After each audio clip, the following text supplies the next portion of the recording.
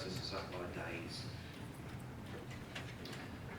Here's a good one. I like this one as well. I don't know anybody out there that's had experience of invoices that they've sent out to customers that then get put on 90-day sort of payment schedules because of cash flow management.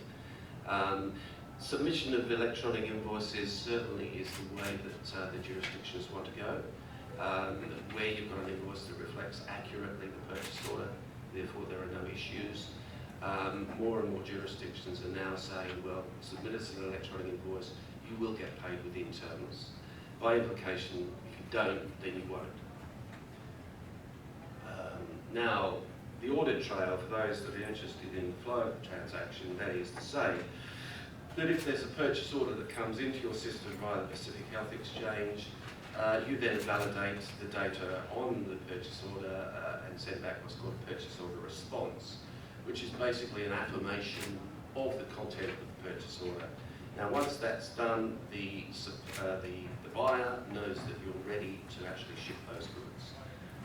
Now, you can actually track that flow of data as it happens, so you can see that the purchase order has been sent out, that the supplier has actually seen, the buyer's actually seen the purchase order response, and all you then need to do is obviously effect the delivery of those goods and then raise an invoice.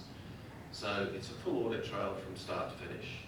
When we talk about the 3 documents set in the health jurisdiction, it is, as I like to say, it's exactly the same process that you're dealing with at the moment. So you're receiving a purchase order, say you're getting one via fax, and the fax has an item on there where there's a unit price which is inaccurate. So you pick up the phone and you talk to the buyer and you explain the inaccuracy and then correct it.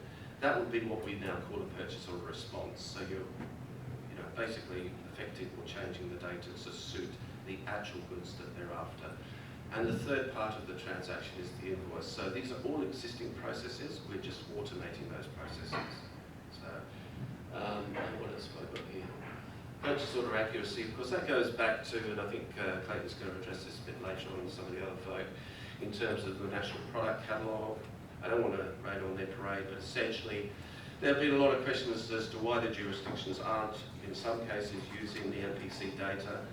And the answer is probably in part that there are a lot of suppliers out there that really haven't published to the NPC. Now, I don't know what the status of everybody in the room is, but if it was 50-50, then you'd see the dilemma. They've got to have one single source of information which defines all of their suppliers' product, and that is the intent of the NPC. And it isn't something that one day we haven't got it, the next day we have. It's kind of been a 3, 4, 5 year process. It may take a few more years for us to get up to the point where there's a critical mass there. Now, there's obviously the other side of this aspect is, of course, with jurisdictions, they realised years ago that they can save a lot on administrative costs by implementing EDI effectively. When we're talking about that, we're talking right the way down to the small supplier that might only see 1 or 2 purchase orders per month. So not only do we have Pacific Health Exchange, but we have other mechanisms for those sorts of suppliers. But to effectively implement EDI for the suppliers, for the buyers, they've seen that there are massive cost reductions which can help them because, assumably, they can take those funds and put them into the frontline services. So by you actually coming on board as an EDI-enabled supplier, you're actually saving them money. Now, I think that they would like you for that. I don't know. Anyway, so there are a few good reasons why to go with EDI now. And here's another one, competitive advantage, because we all know that for everyone that's implementing EDI, there's one that isn't. There might be one organisation that you're competing with which has decided to wait until everybody else has done it, and so forth. Now, if you're in a competitive situation and the procurement officer has a choice between you, who are EDI enabled, and somebody that isn't, maybe he has the discretion to actually send you the order and not the other guy. Same process, that's what I was talking about earlier, obviously, is there's 3 documents that we're now automating.